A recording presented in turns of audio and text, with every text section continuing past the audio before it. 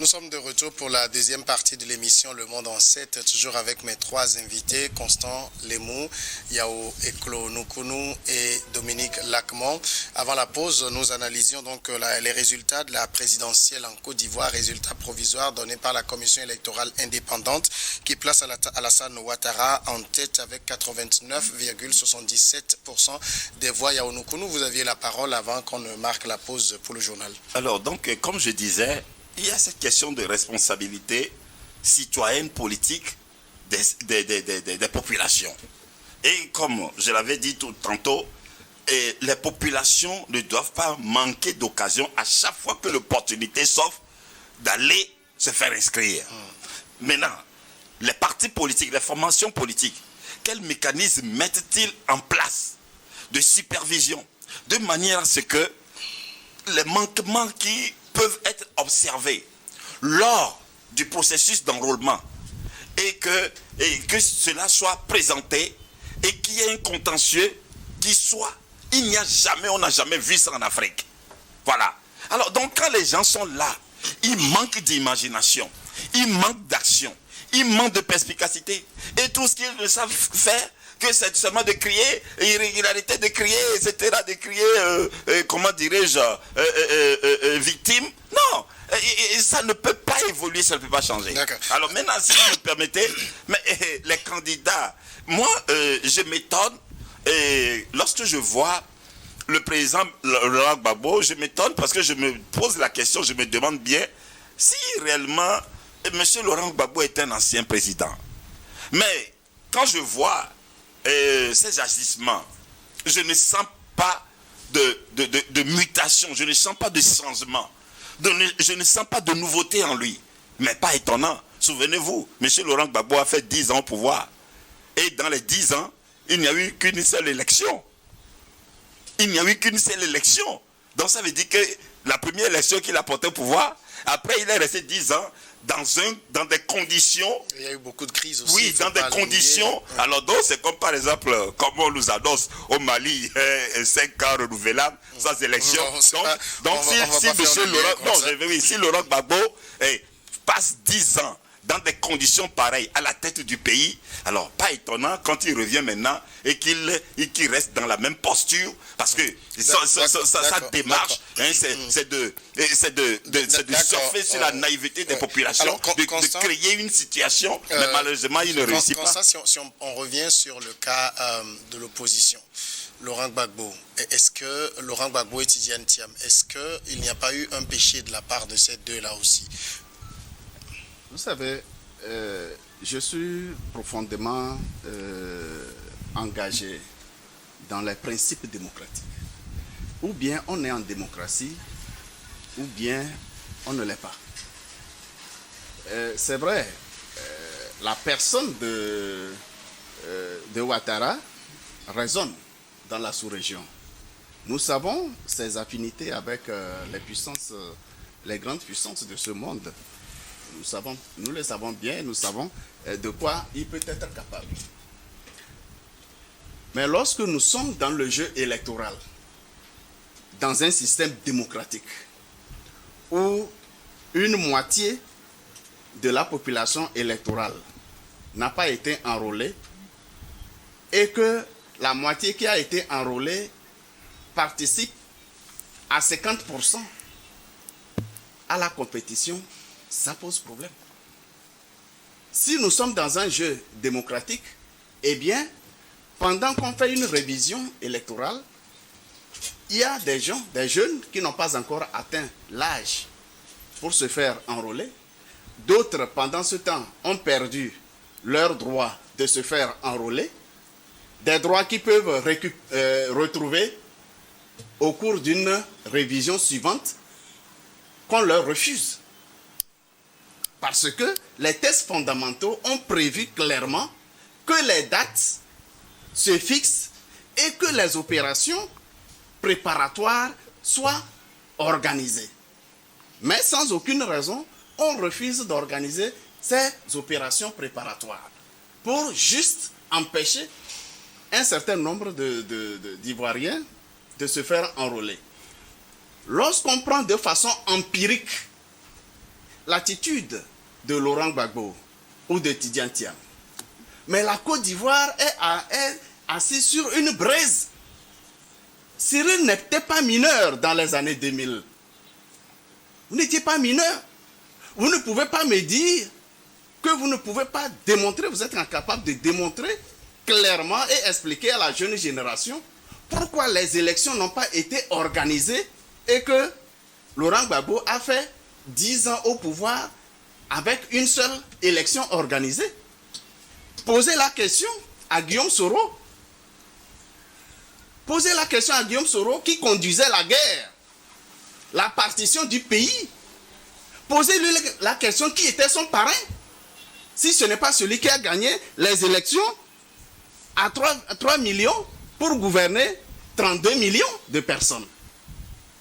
Mais alors, si on refuse de voir la réalité à laquelle, les difficultés réelles auxquelles Ouattara sera confronté parce qu'il est élu, eh bien, on ne va pas l'aider. Je suis d'accord pour applaudir et le féliciter parce qu'il est élu. D'accord. Mais aujourd'hui, il est en face de graves problèmes. Même pas. Il y a des contentieux qui ne sont pas réglés. Il y a des contentieux qui ne sont pas réglés. Je rappelle les conditions dans lesquelles Gbagbo a été condamné par un simulacre de justice. Des agitations. Et puis, Tidjane Thiam, qu'est-ce qu'on lui reproche? Qu'il ait une nationalité étrangère, d'accord. Mais cela ne lui empêche pas de renoncer à cette nationalité étrangère, se faire enrôler régulièrement et d'être candidat au présidentiel. Mais pourquoi on lui empêche? Pourquoi on lui empêche? Pourquoi on ne va pas préméditer? Pourquoi on ne va pas préalablement? Mais nous avions le temps nécessaire pour que tout cela soit réglé avant les Alors élections. maintenant, il est élu, Dominique Lacmon, on l'a dit, 50,10% de participation, donc élu par juste un peu plus de 3 millions de personnes. Est-ce que c'est un président légitime? Non, mais c'est le jeu électoral. C'est-à-dire que... C'est le faux jeu électoral. Non, mais même si c'est une personne qui était allée élire Alassane Dramane Ouattara, c'est ça. Les autres se sont abstenus, c'est qu'il y a eu élection. Moi, je voudrais rappeler certaines choses. Vous savez, c'est comme si... Nous ne sommes pas en train d'analyser la personne qui est Alassane Ouattara. Non, la situation politique. Et comme tu l'as dit avec le Bénin, c'est-à-dire que quand on élabore les stratégies politiques, c'est que tous les acteurs sont censés s'y mettre. Non, on a parlé des réformes et non des stratégies politiques. Non, nous avons parlé des réformes. En Côte d'Ivoire, ce ne sont pas des réformes. Je pense que quand c'est le jeu électoral est fait, chacun doit tirer profit. Je pense que Alassane Ouattara, même s'il n'a pas fait la révision électorale, quand même il y a une liste électorale qui est là, qui est quand même authentique. Cela n'a pas été là la question. La question c'est que Laurent Gbagbo et Tidjane Thiam se sont focalisés sur eux-mêmes. Est-ce qu'il n'y a pas d'autres stratégies pour faire? Si je prends le cas du Sénégal, si Ousmane Sonko avait voulu maintenir coûte et coûte, si ce n'est pas qu'à lui qui ne devait pas avoir candidat, mais l'homme de Macky Sall devait être au pouvoir aujourd'hui. Même s'il n'est pas, Ousmane Sonko n'est pas président, ce qu'il a fait, il a fait un bon choix et aujourd'hui il est Premier ministre. Mais c'est une bonne leçon en fait, qu'il faut que l'opposition apprenne. Mais Laurent Gbagbo, lui, c'est vrai, personne ne dénie la personnalité qu'il incarne, c'est cette personne qui devient panafricain, mais aujourd'hui, les jeunes, c'est ça, cette idéologie panafricaniste qui a fait ancrer ces jeunes-là, comme on voit les Charles Blé Goudé, les autres qui l'accompagnaient, les Don Melo. Mais à la fin, quand les jeux ne permettent pas d'avoir, si tu n'as pas d'alternative, là on comprendrait. Mais vous avez ces jeunes-là autour de vous, mais vous faites comme s'ils n'existent pas et que le parti, la politique devait se baser sur ta propre personnalité. C'est là que j'accuse Laurent Gbagbo. Donc, au lieu de chercher, ils sont allés à la provocation. Vous savez déjà que votre candidature serait invalidée, mais Au lieu de chercher un plan B, Laurent Gbagbo a allé déposer sa candidature. Mais ce qu'il oublie, c'est ce que j'ai dit, les braises qui ont fait que lui, il est parti du pouvoir, ces braises-là n'existent plus. Il faut que Constant Lemou sache que les braises qui existaient en 2010 et que ces braises-là ont été allumées pour que chasser Laurent Gbagbo au pouvoir. Ces braises-là n'existent plus. Et Alassane Ouattara, il va régner en maître. Et il va maîtriser. Et les manifestations politiques ne feraient pas Alassane Ouattara. On va tourner au regard du temps. On ne peut jamais revenir. On va passer au Cameroun maintenant. On va passer au Cameroun. Si vous permettez, on va passer au Cameroun. Là également, c'est les résultats de la présidentielle que nous analysons. Le plus vieux président au monde, Paul Biya, 93 ans pratiquement, a été réélu à la tête du pays. Ici, il n'y a pas de score à la soviétique. 53,66% des Camerounais ont porté leur voix sur Paul Biya. Les résultats aussitôt contestés par le candidat de l'opposition Issa Chiroma Bakary, qui lui a été crédité de 35,19%. Donc Paul Biya rempile pour un 8e mandat à la tête du pays. Quel sentiment après ces résultats, Yao Nokono? Pour moi, un sentiment obscur, ténébreux. C'est surprenant. Ténébreux. Et, ce n'est pas différent de la Côte d'Ivoire. Une image obscure de mon Afrique, hein, de ma race noire africaine. Et c'est triste, c'est lamentable, c'est dommage. Mais vous savez quoi? Je n'accuse pas le président Paul Biya, mais j'accuse tous ceux-là qui s'agglutinent autour de lui. Ça veut dire que ce ne sont pas des gens qui ont des suites dans les idées. Ce ne sont pas des gens qui ont la capacité d'avoir de perspectives. Ce ne sont pas des gens, c'est des gens qui divaguent. Ils sont dans la confusion, ils sont dans l'illusion et je peux même oser dire qu'ils sont traîtres de leur pays, le Cameroun. Ils sont traîtres de l'Afrique.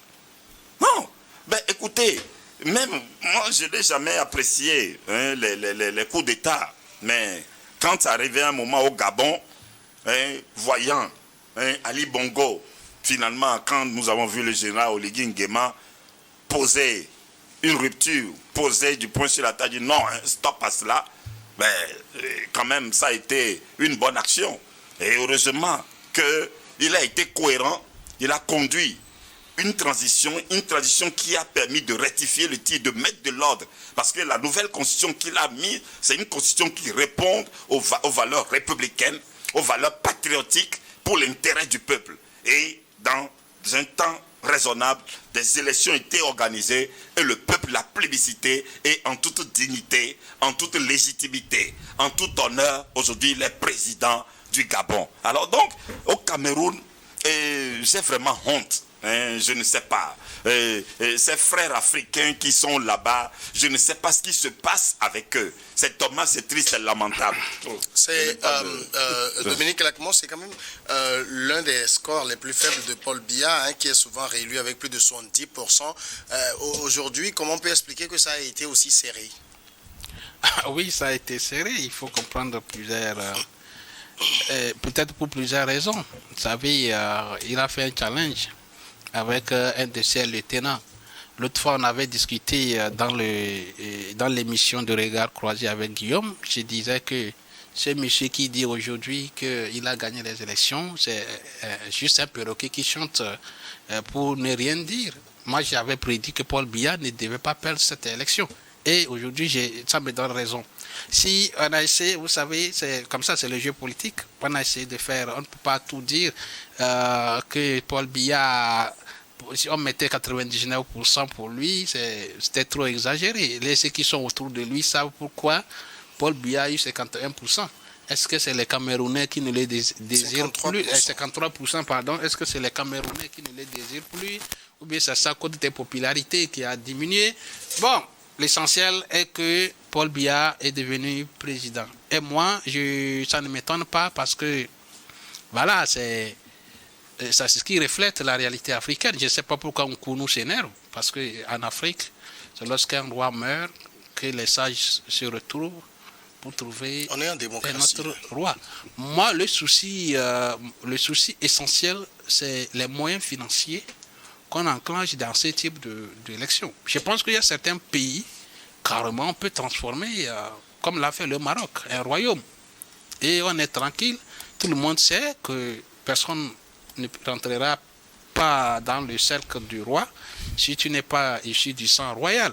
Et je pense que là, les autres vont travailler suffisamment pour le pays. L'histoire du Maroc diffère de celle ces élections du Cameroun, qui enclenchent des moyens colossaux devaient servir à investir dans le développement. Si c'est encore, on ne sait pas si Paul Biya, aujourd'hui à 93 ans, il remplit un mandat de 7 ans, sûrement à 100 ans, s'il est encore fort et puissant, donc, d'accord, si Dieu lui donne de l'énergie, il peut encore remplir un 9e mandat. Moi, je me pose la question sur l'utilité de nos élections. Est-ce qu'il faut revoir notre démocratie qui s'adapte à notre réalité? Et comme nous refusons, il faut des élections. Et je pense comme nous refusons de revoir la démocratie à l'africaine, Paul Biya est en train de nous instruire et instruire aux autres pays que chez lui, c'est un royaume. Et en réalité, ce qui est mauvais dans ça, c'est qu'il ne faut pas organiser un simulacre d'élection. Et d'abord, face à un candidat, moi je ne savais pas qui devait même être le mieux. Quand je voyais les jeunes qui se battent aujourd'hui, qui brûlent le Cameroun au détriment de ces messieurs, c'est qu'ils n'ont pas, je me demande si réellement ils connaissent réellement pour qui ils se battent. D'accord. Donc, pour moi, Constant, c'était un non-événement. Cette victoire n'est pas surprenante. Il y a aussi la participation très faible, 46,31% de participation. C'est la même analyse qu'avec la Côte d'Ivoire. Je pense que vous n'avez pas inscrit les deux sujets par hasard. Les deux sujets, les élections en Côte d'Ivoire et les élections au Cameroun, vous ne les avez pas inscrits par hasard parce que en réalité, ce sont les mêmes basiques. Non.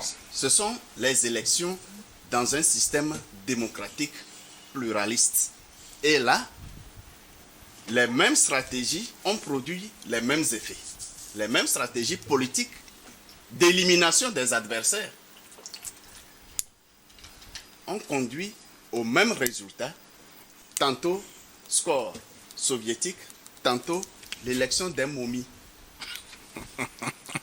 Je me demande si Paul Biya sait qu'il a été candidat et s'il est proclamé élu. Je me demande.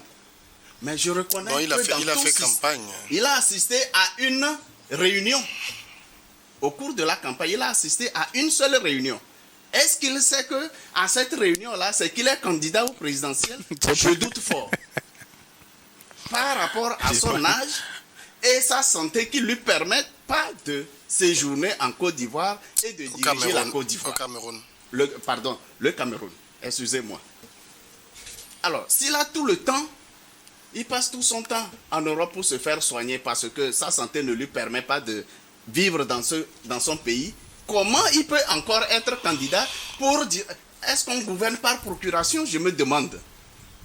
C'est le même phénomène. Mais le fait est que les électeurs ont porté à 53% leur voix sur lui. C'est un système. Que ce soit en Côte d'Ivoire ou bien au Cameroun, c'est un système. Mais spécifiquement au Cameroun, c'est l'entourage de Paul Biya qui a organisé ce simulacre d'élection pour garder toujours leur position.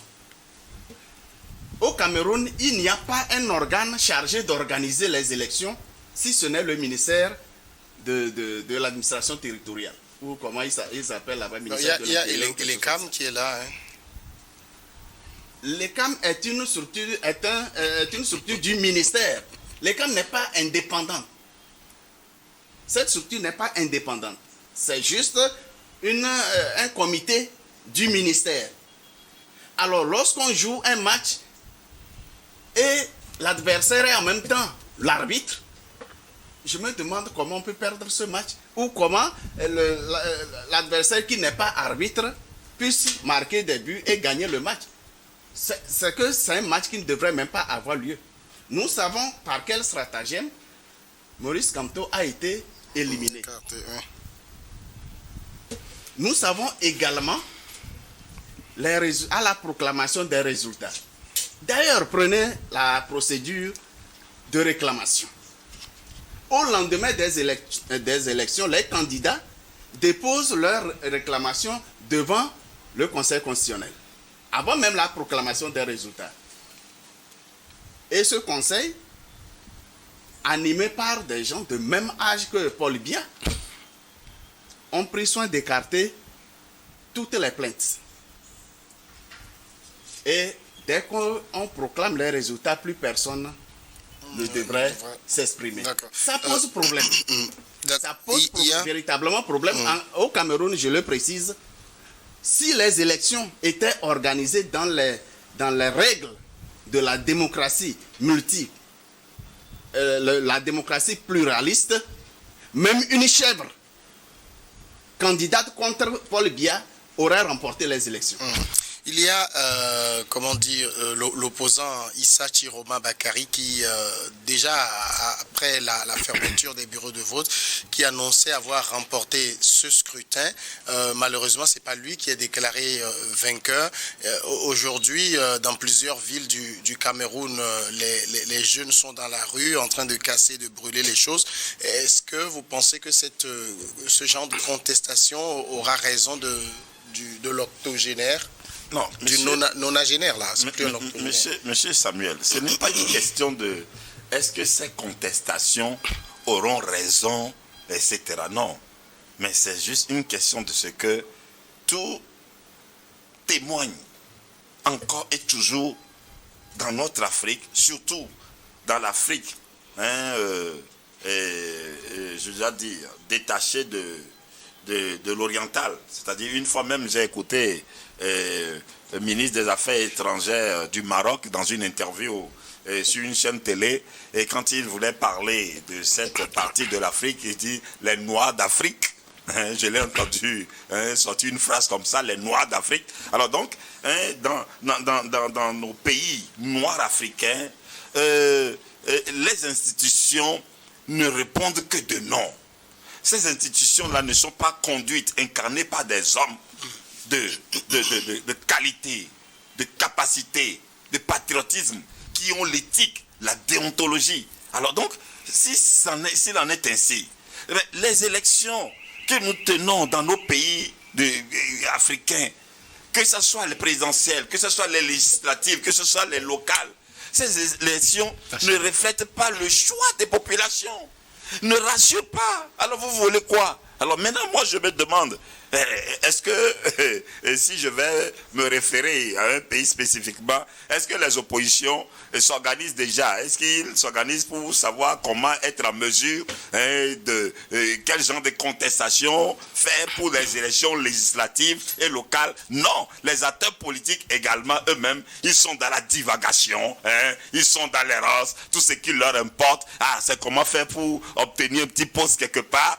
pour s'assurer de petits conforts, de petits avantages, et puis c'est fini. C'est des gens qui n'ont pas de perspective. Alors vous voulez quoi? Alors quand c'est comme ça, les populations naïves, elles vont toujours rester dans l'euphorie, etc. Parce que ces populations n'ont pas le sentiment. Ces populations ne voient pas en quoi est-ce que que ce soit l'administration, que ce soit les institutions, elles ne voient pas en quoi ces institutions fonctionnent pour l'intérêt du pays, pour l'intérêt du peuple. Non, il n'y a que des gens qui sont animés des agendas cachés, des intentions obscures et qui ne se permettent que, etc. Et c'est en cela que je me demande encore, et dans tout ça, aujourd'hui, à quoi est-ce qu'on assiste? On assiste à des affrontements entre les militaires, les corps habillés et les populations. Et déployer les armes acquises de l'extérieur contre les populations. Alors c'est dommage, c'est triste. Et cette image-là de notre Afrique, je crois que ça doit nous interpeller. Nous devons à un moment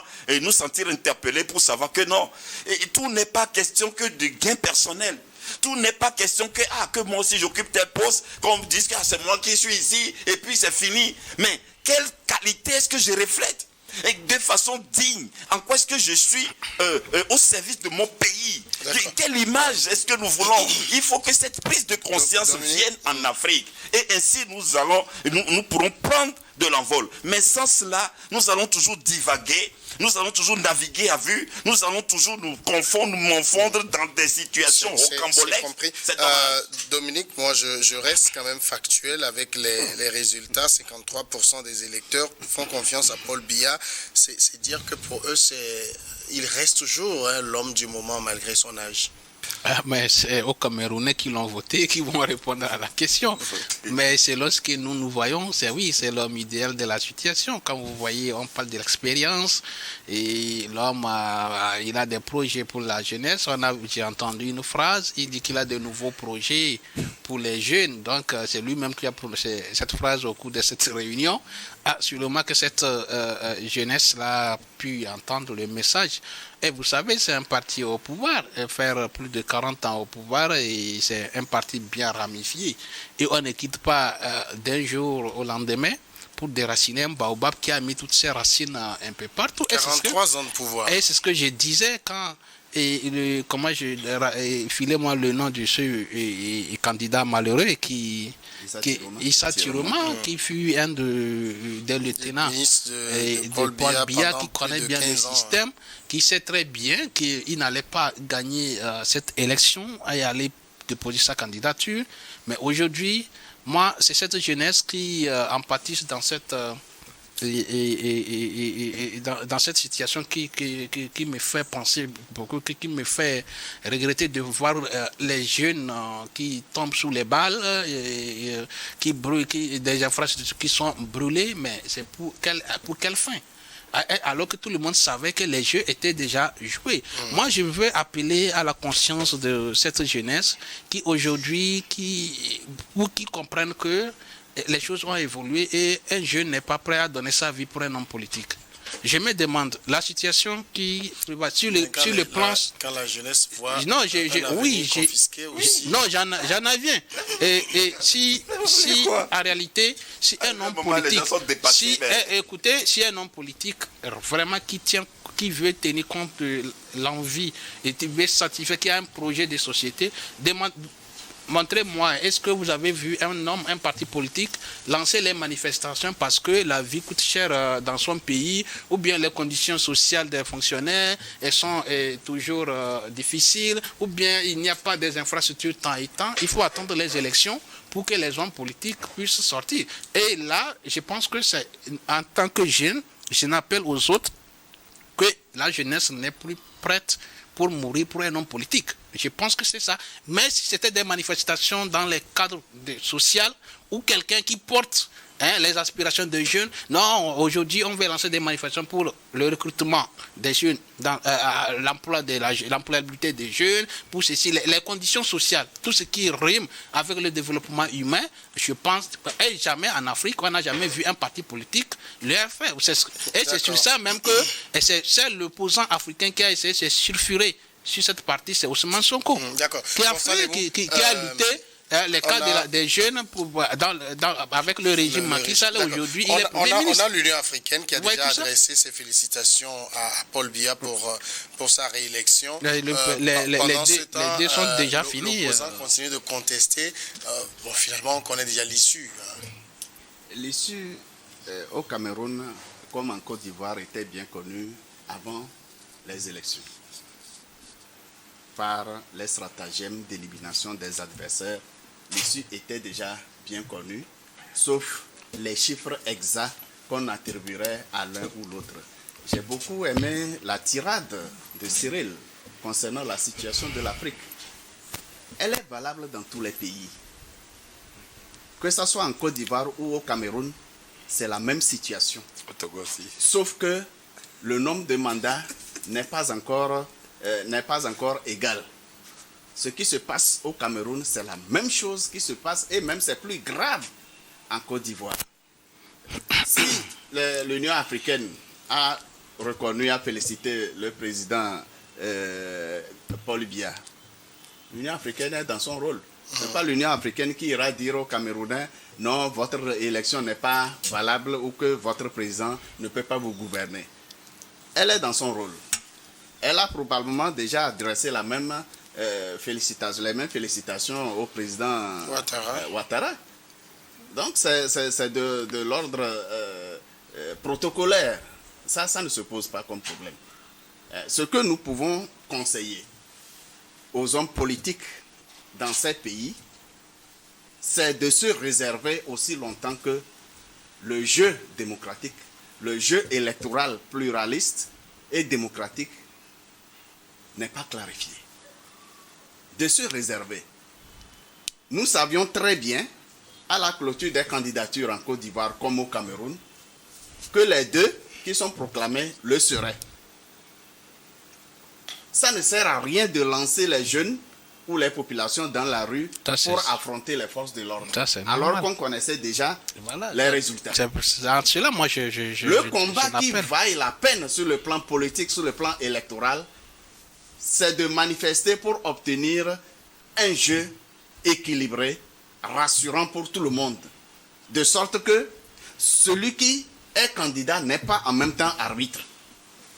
C'est le plus important. Mais lorsque tout est déjà faux et vous vous aventurez, on ne sait pas quel est l'objectif.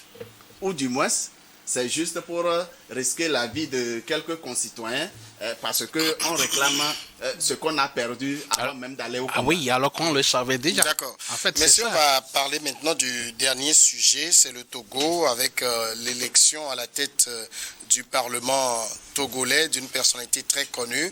Et il s'agit de l'ancien Premier ministre Komi Selom Klassou, Premier ministre de 2015 à 2020, qui a été élu le 28 octobre dernier, 15e président de la représentation nationale en remplacement de Kodjo Sevon Tepe à ADG, qui a été appelé à des fonctions gouvernementales.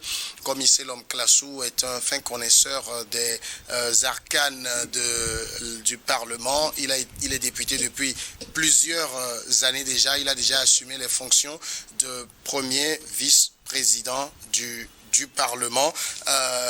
Constant Lemou, je reste avec vous en portant cette personnalité à la tête du Parlement. La représentation nationale fait le choix j'ai envie de dire, de la continuité de l'expérience, c'est ça? De la maturité. D'accord. La représentation nationale, effectivement, a fait le choix de la maturité, de l'expérience.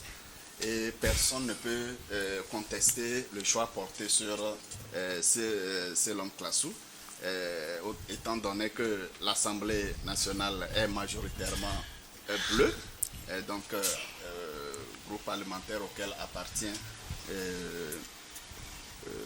son Excellence Klassou. Personnellement, je ne suis pas surpris de ce choix parce que son parcours montre un homme assez équilibré, responsable, qui a vraiment une vision, qui sait d'où il est parti et où il va, dans quel système. Je n'ai pas entendu contester M. Selom Klassou sur un dossier. Quand bien même il a assumé ses diverses fonctions de responsabilité, premier vice-président de l'Assemblée nationale, premier ministre, plusieurs fois ministre. Je pense que c'est le meilleur choix que l'Assemblée nationale pouvait faire pour conduire cette législature à bon port. Nous avons compris que la première équipe mise en place était vraiment une équipe provisoire, puisque pratiquement tous, du président de l'Assemblée nationale jusqu'au 1e vice-président, sauf le 4e, tous ont été appelés à d'autres fonctions. Et il fallait désormais mettre en place la véritable équipe qui devrait conduire les affaires de l'Assemblée nationale. Selom Klassou est de la vieille. De la vieille, parce que déjà au temps du RPT parti au pouvoir, il jouait déjà un grand rôle à des postes de responsabilité. Déjà en 1997, il était déjà préfet à 37 ans, préfet de Tchaoudjo, avant d'être ministre à plusieurs reprises et devenir vice-président de l'Assemblée nationale et premier ministre. Je pense qu'il a tous les parcours, il maîtrise les arcanes de la politique togolaise, il maîtrise parfaitement les préoccupations des Togolais. J'espère que sous sa conduite, les lois qui seront votées à l'Assemblée nationale prendront en compte les aspirations profondes des populations. Dominique Lacmont, vous parlerez aussi du choix de l'expérience. Oui, choix de l'expérience. Je pense que seule l'équipe du Parti Uni peut répondre parce que c'est, comme l'a dit Constant Lemon, c'est le Parti Uni qui a la majorité au Parlement et nous savons que ultra majoritaire. Ultra majoritaire. Quand vous avez cette majorité, c'est que vous avez la confiance du peuple. Et vous avez vu, voilà. Donc, moi, ce que je vais dire, c'est le meilleur choix. Non, il n'y a pas quelqu'un, quand on dit le meilleur choix, loin de frustrer d'autres personnes qui peut-être prétendaient aussi être. Donc, dans une équipe, on peut porter le choix sur une autre personne et que le choix est tombé sur Kwame Klasso. Donc, Kwame Klasso, personne ne peut le dénier. Il a été, durant, comme l'a décrit son parcours, il reflète l'homme loyal. C'est-à-dire, voilà, l'homme loyal qui peut conduire peut-être cette assemblée dans la nouvelle République. Et je pense aujourd'hui, vu le parcours, cela veut dire c'est l'homme qui va conduire les travaux de ce Parlement dont on est très attendu parce que on les attend sur des questions de société, les questions, il faut attirer, surtout interpeller les ministres pour les questions pour que la vie du Togolais puisse s'améliorer, surtout les conditions, comme on l'a dit, dans diverses manières, attirer l'attention de ce gouvernement. Ça, parce que le Parlement a un pouvoir actuellement dans la nouvelle République. Nous sommes dans un système parlementaire. Ils ont ce pouvoir d'interpeller tout le ministre et même le président du Conseil sur des questions des sociétés. Donc, c'est l'homme Klasso avec sa tempérance qui avait déjà dirigé, il a été chef du gouvernement.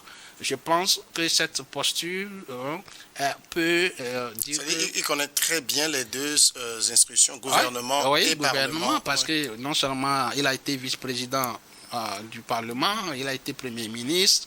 Donc, cet aura qu'il a, il pourrait servir, il pourrait le mettre à l'actif de cette assemblée. Et surtout que la façon... Et aujourd'hui, c'est comme quelqu'un qui a été Premier ministre et le système a basculé dans le système parlementaire. Il est président de l'Assemblée nationale et le Parlement a un rôle d'interpellation du gouvernement. C'est-à-dire que c'est quelqu'un qui n'aura pas des yeux doux, bien des yeux... voilà, je vois pourquoi cet homme a été porté par ses pairs à la tête de cette assemblée.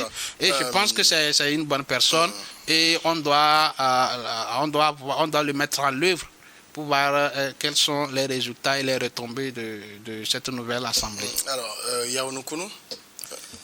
Écoutez, vous savez, moi, personnellement, contrairement en 2010, aujourd'hui, je m'interroge de savoir quelle est au juste la politique que mène le chef de l'État.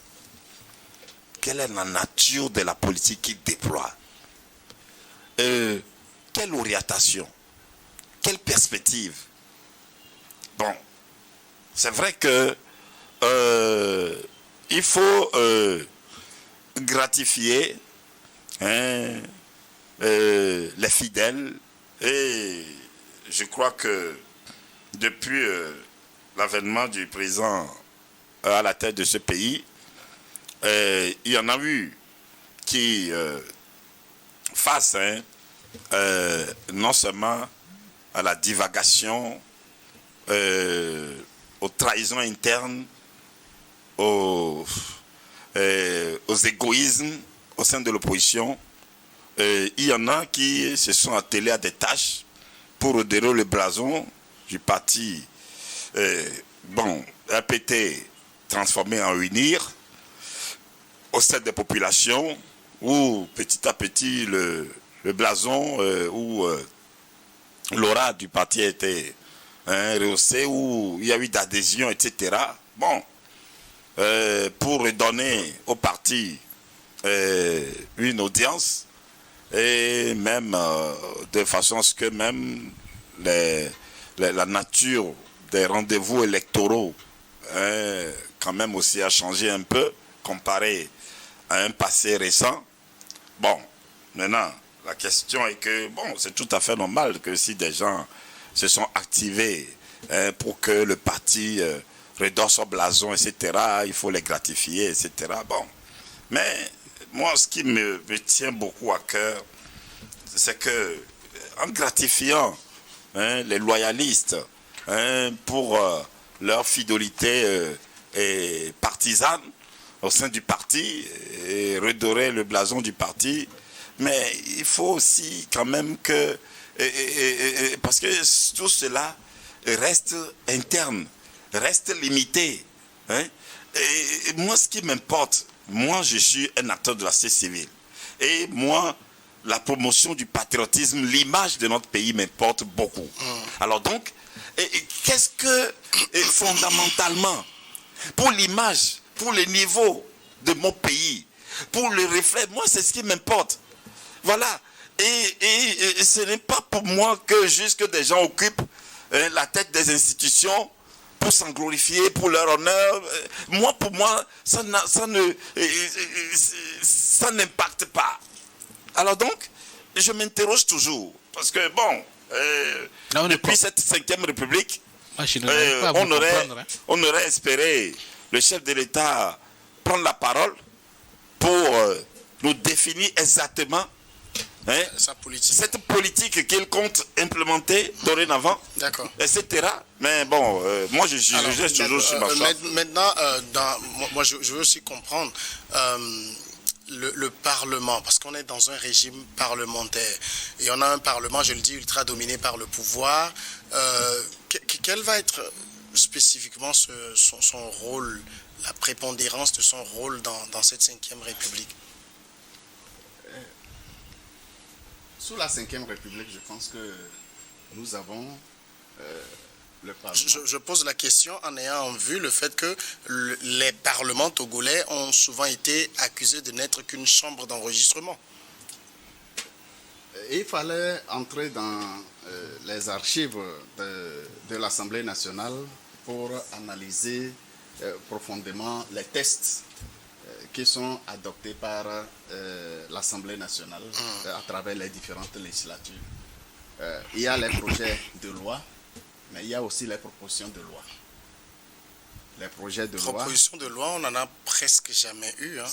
Il y en a eu. Les propositions des députés, surtout ceux de l'opposition en avaient fait, mais qui n'étaient pas passés. Mais beaucoup plus les projets de loi, c'est là où les gens parlaient de chambre d'enregistrement. Il y en a eu ceux qui ne veulent pas lire ou ceux qui ne veulent pas aller à l'information et ils ne voient que ce qui les arrange ou ce qui alimente leur flûte. C'est cela. Sinon, les deux chambres vont fonctionner normalement, comme dans tout système parlementaire, et l'exécutif sera là sous le contrôle du Parlement, de l'Assemblée nationale et du Sénat. Les lois seront adoptées conformément aux dispositions des textes fondamentaux, notamment la Constitution de la 5e République. Ce que les gens cherchent aussi, parce que là, quand on bascule dans un régime parlementaire, c'est que vraiment, c'est le Parlement qui devient le cœur du pouvoir. Et comme on le voit dans d'autres pays, notamment le plus grand régime parlementaire, c'est la Grande-Bretagne, vous avez des députés qui viennent chaque semaine, qui doivent défendre un certain nombre de choses, toutes choses qu'on voit rarement ou extrêmement rarement dans nos pays. Est-ce qu'on va avoir un parlement avec celui qu'on vient de porter à la tête du pays qui est un cacique qui peut jouer ce rôle-là? Ce n'est pas la personne de façon maladroite, c'est tout. Ce n'est pas la personne de Classou. Il s'agit de l'Assemblée nationale. Il s'agit du Sénat et le Parlement, donc, dans son ensemble. Mais ce Parlement a déjà posé un acte majeur. Ou deux. Lequel? Ce Parlement a déjà élu le président du Conseil. Il a déjà élu le président de la République, chef de l'État. Alors, la question de Cyril trouvera sa réponse dans la déclaration de politique générale du président du Conseil. Maintenant que tout est mis en place, sûrement que dans les jours à venir, le président du Conseil passera devant le Parlement pour la déclaration de sa politique générale. Un Parlement... Là, vous verrez d'où notre pays est parti, quelles sont les étapes déjà franchies et quelles sont les projets à venir. Quelle est la vision futuriste? D'accord, Dominique Vous Lacmon, aurez toutes ces réponses. Je termine ceci. Je termine en disant ceci. il me reste très peu de temps. Classou n'est pas un transfuse politique. Bien sûr. Il n'est pas un opportuniste. Seuls les fous cultivent pour les singes. Vous pensiez que des gens vont se battre au sein de leur organisation politique, gagner des élections et demander aux vautours de venir gouverner? Ah non, là, on se perd. On se perd. Il vaut mieux qu'on soit logique de bout en bout, sinon on joue de sa propre crédibilité.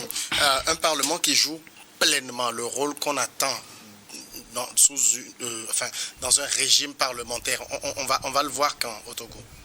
Non, mais je pense que c'est ce que je voulais dire, mais il est trop tôt de se prononcer sur ce Parlement. Parce que c'est un Parlement qui vient d'être, même la 5e République vient d'être, on vient d'être basculé dans cette 5e République avec un Parlement, des institutions jeunes. Aujourd'hui, il est un peu très tôt de mettre une évaluation en place.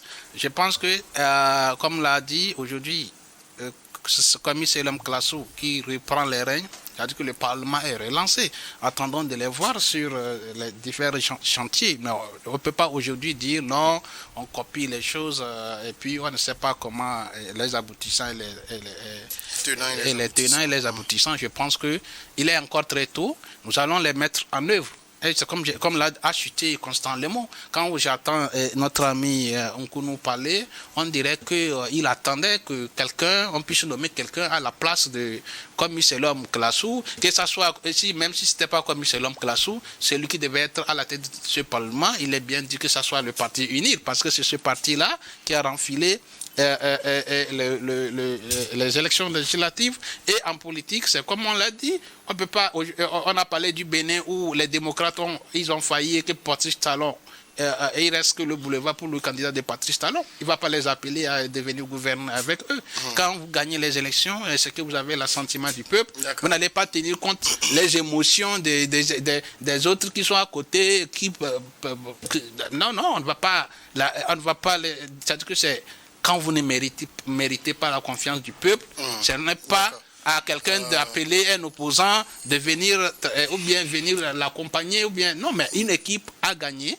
Donc c'est cette équipe, que ça soit Klassou, que ça soit, ça peut être un autre député. Mon temps est déjà parti, mais je vais écouter Yaounoukono rapidement. Attendons de les voir, mais il est très tôt de parler des incidences. Excellence Samuel, je crois que ce soit M. Constant ou que ce soit M. Dominique, ils ont écouté ma voix, mais ils ne m'ont pas entendu.